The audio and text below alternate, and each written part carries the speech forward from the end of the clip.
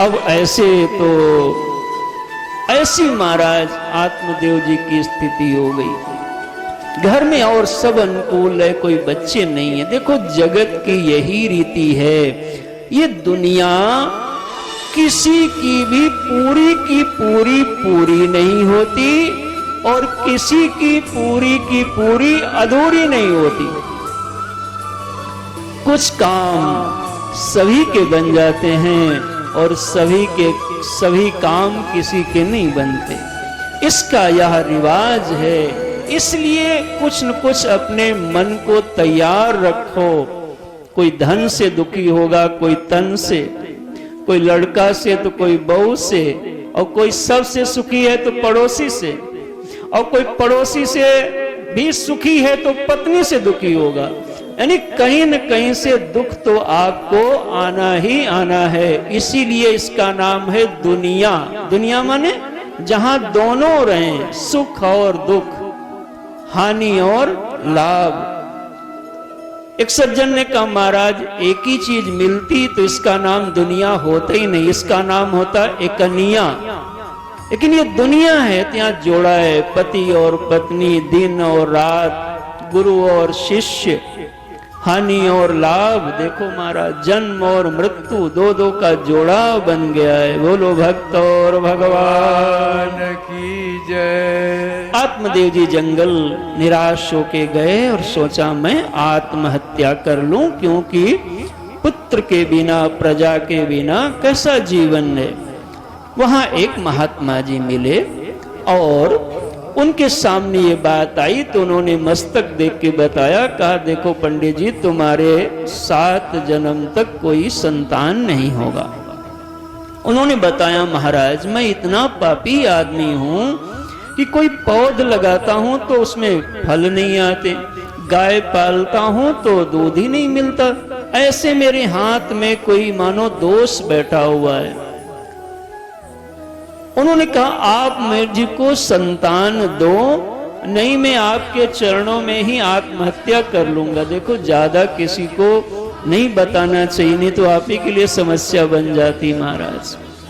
पंडित जी ने जब देखा उनका बहुत जिद है तो झोली से एक फल दिया और संकल्प करके दिया और कहा देखो इसको ले जाओ, अपनी पत्नी को खिला देना। अब इन कथाओं को जब आप सुनते हो, इन कथाओं के अभिप्राय को भी समझने की कोशिश करना। कभी कभी हम इन्हीं कथाओं को तो बस याद कर लेते हैं, इसका जो संदेश है वो हमारे हाथ में आता नहीं। तो आदमी को लगता है ये कथा से क्या हमारा कल्याण होगा। अरे बाबा पहले कथा को ठीक से सुनो और फिर कथा के संदेश को भी ठीक से सुनो, आपका कल्याण अवश्य हो जाएगा। तो देखो आप पहले ये थोड़ी सी भूमिका पूरी समझ लो। तो इस प्रकार से फल मिल गया, किसको मिला? आत्मदेव जी को। अब घर में आए, पत्नी तो मैंने बताया उनका क्या स्वभाव है, काम में लगी रहती हैं। तो महाराज पंडित जी ने कहा देवी ये फल खा लेना, मैं काम से कुछ जा रहा हूं। उन्होंने फल नहीं खाया और अपना सलाह दूसरों से लेना शुरू किया। हम सलाह किससे लेते हैं, किस प्रकार के लोगों से लेते हैं, इसका भी ध्यान रखना चाहिए। इन्होंने अपनी बहन से सलाह लिया, अब जैसी ये थी वैसी बहन होगा। ब्राह्मण देव ने बताया था एक वक्त भोजन करेंगी, कहना पत्नी से नियम पूर्वक रहेंगी, सत्य दया दान का यानी धर्म में जीवन व्यतीत करेंगी तो पुत्र बड़ा निर्मल होगा। अब ये सब नियम पालन करना धुंधली के लिए तो संभव नहीं था, तो उनको बहन की सलाह ज्यादा ठीक लगी। उन्होंने कहा अरे बहन ऐसा नहीं खाना, ये संतों का क्या भरोसा, न जाने कौन सा फल दे दें। उनकी बात समझ में आ गई और कहा मेरे गर्व है, मैं लाला तुम्हें दे दूंगी और मेरे कई बच्चे हैं, तुम मेरे पति को कुछ धन दे देना और हमारा तुम्हारा चल जाएगा। ध्यान दो, कुछ भी इस ऐसे इधर उधर जोड़ तोड़ के गलत करके परिस्थिति बनाओगे तो आपके जीवन का दुख और बढ़ जाएगा। इसलिए नियम के द्वारा, उचित नियम के अनुसार जो मिले उसमें संतोष करना सीखो, और गलत तरीके से चीजें बनाओगे तो तुम्हारे दुख को और बढ़ाने वाली हो जाएंगे महाराज। धुंधली ने वैसा ही किया और फल घर में गैया मैया पाली गई थी उनको खिला दिया। बोलो गौ माता की जय। इधर बहन के पुत्र हुआ, एक दिन उसको लेकर के और पूरे गांव में ढिंढोरा पिटवा दिया, लाला हुआ लाला हुआ। अब लाला हुआ तो हुआ, नाम रखा गया धुंधकारी। माँ का नाम धुंधली तो बेटे का नाम धुंधकारी। देखो कुछ 3 महीने बाद वो गैया मैया से भी एक बालक पैदा हुआ, केवल कान गो के जैसे। उनका नाम आत्मदेव ने गोकर्ण रखा। बोलो गोकर्ण जी महाराज की जय। ये दोनों बालक घर में रहने लगे। अब देखो भगवान की लीला, आत्मदेव के यहाँ 2-2 बालक हो गए, लेकिन धुंधकारी तो महाराज धीरे धीरे और दुष्टता करने लगा, और गोकर्ण जी ज्ञानी पुरुष हो गए, संत हो गए। गोकर्ण पंडितो ज्ञानी धुंधकारी महाखलः। सबको परेशान करने लगा, नहाने की जरूरत नहीं समझता, हाथ धुलना भी आवश्यक नहीं लगता। लिखा है कि शव को छू करके भी आता तो वैसे ही भोजन कर लेता।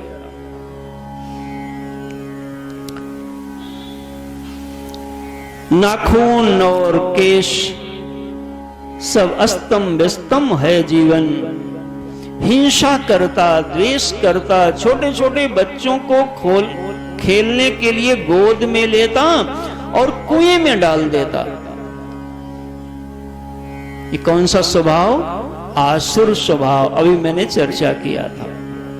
उसको कष्ट नहीं होता। देखो पहले कैसी हृदय की बात, हृदय हो जाता है कठोर। एक मनुष्य चींटी को नहीं मार सकता, और एक मनुष्य ही है जो मनुष्य को मारता है महाराज। नहीं चाहिए दिल दुखाना किसी का, नहीं चाहिए दिल दुखाना किसी का। सदा ना रहा है, सदा ना रहा है, सदा ना रहेगा जमाना किसी का।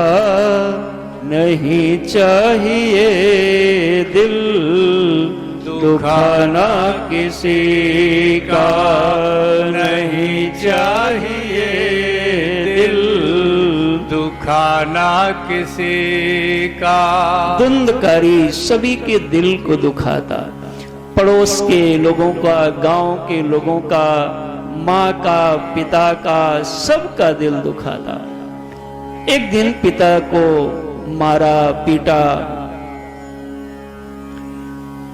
और जब पिटाई हो गई पिता की महाराज, तो गोकर्ण जी ने पिता को समझाया, अरे पिताजी क्यों घर में आप पड़े हो? देहे स्थिमांस रुधिरे अभिमतिम त्यजत्वम जाया सुता दिशु सदा ममता विमुंच। इस मोह ममता से थोड़ा पिताजी निकलो। आपको यहां क्या रखा है? अपमान मिल रहा है। आप भगवान का भजन करो। और आत्मदेव जी गोकर्ण जी की बात को मान के हरिद्वार में जाके अपने जीवन को भगवान से जोड़ करके धन्य कर लेते हैं। बोलो भागवत भगवान की जय। धुंधकारी ठीक नहीं हुआ, मां को सताता। एक दिन मां भी वृद्ध है, कुआं मिला और कुएं में जाके गिर गई और मृत्यु हो गई। 5 वेश्याओं को ले आया, घर में रख लिया। एक दिन चोरी किया। वेश्या बड़ी सब चतुर हैं, सोचा सिपाही आएंगे राजा के, मैं पकड़ी जाऊंगी। इसलिए रात्रि में धुंधकारी को मारती हैं बांध के चारपाई में। जब नहीं मरता तो जलती हुई लुकाठी मुंह में डाल दिया और मार डाला। सब माल मत्ता लेकर के उसको धरती में गड्ढा खोद के दबा के वहां से चली गई। गोकर्ण जी बहुत दिन तक बाहर रहते रहते एक बार कोई गांव का व्यक्ति मिला, तो उससे पूछा, भैया हमारे घर का क्या हाल चाल है? उन्होंने कहा, महाराज तुम्हारे यहाँ तो सब सत्यानाश हो गया।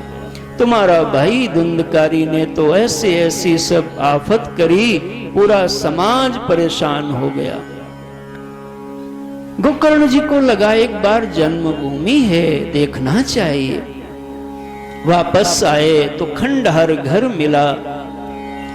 गांव के लोगों ने प्रबंधन किया और उनके रहने की व्यवस्था हुई। रात्रि में जब विश्राम करने लगे तो ये धुंधकारी प्रेत बन गया और प्रेत बन के आकर के उनको सोने नहीं देता, परेशान करता, बोल नहीं पाता। तो गोकर्ण जी महाराज ने अभिमंत्रित करके जल छिड़का, आवाज आई, वाणी मिली और वाणी से उसने बताया कि मैं तुम्हारा भाई धुंधकारी हूं, हमारी ये दशा हो गई है। गोकर्ण जी ने कहा, तुम्हारे लिए मैंने गया में श्राद्ध कर दिया है, फिर भी मुक्ति नहीं हुई। तब धुंधकारी कहता है, भैया हमने इतने बड़े बड़े पाप किए हैं कि सैकड़ों बार आप श्राद्ध करो फिर भी हमारी मुक्ति नहीं होगी, कोई और उपाय करो। गोकर्ण जी ने कहा, अच्छा अभी मुझे विश्राम करने दो, मैं प्रातः कोई उपाय करूंगा। इधर प्रातः काल गोकर्ण जी महाराज भगवान सूर्य नारायण का ध्यान करते हैं और भगवान सूर्य नारायण ने यही समाधान दिया। ठीक से सुनिएगा सभी मेरे श्रोतागण। भगवान सूर्य नारायण ने कहा, जब कोई कार्य किसी और उपाय से न हो रहा हो तो उसके लिए भागवत की कथा सुननी चाहिए। देखिए आप, ये वैदिक मार्ग है, सनातन मार्ग है। आप सब अपनी भी मति को, विचारों को इस पैरामीटर में रख करके जीवन जीने का अभ्यास बनाओ।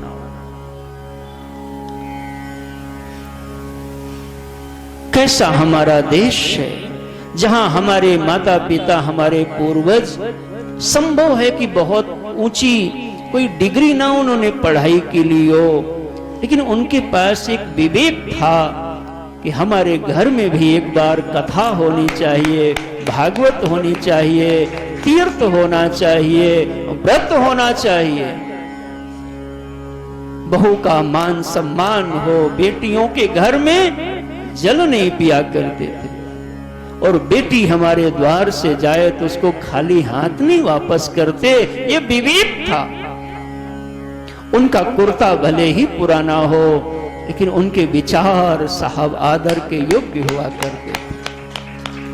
आज मनुष्य के पास सब कुछ है लेकिन वह बेसिक कॉन्सेप्ट नहीं है जो जीवन को सुखी करता है, सुगंधित करता है, जिससे जीवन खिलता है।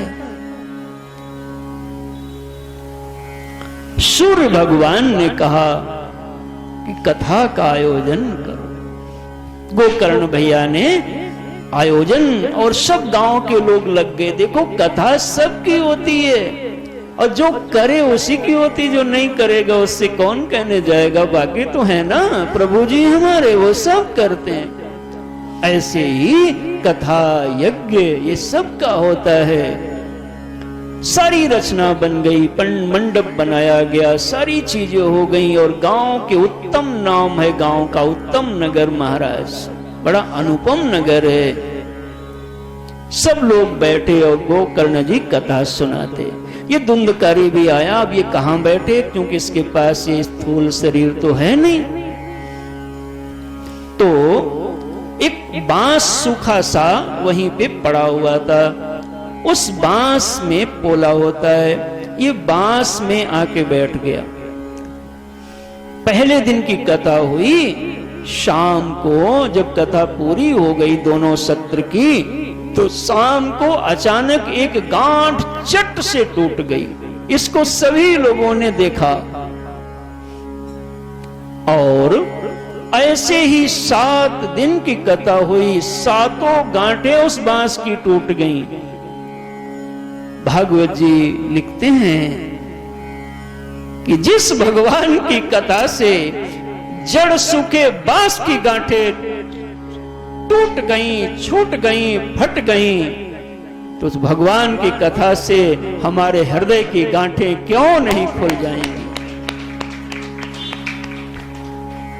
अंतिम दिन धुंधकारी मुक्त हुआ, दिव्य रूप में प्रगटा, भगवान का विमान आया, और विमान पर बैठ के जब जाने लगा, गोकर्ण जी ने कहा, भैया श्रोता तो बहुत हैं, एक ही विमान क्यों लाए इनके लिए।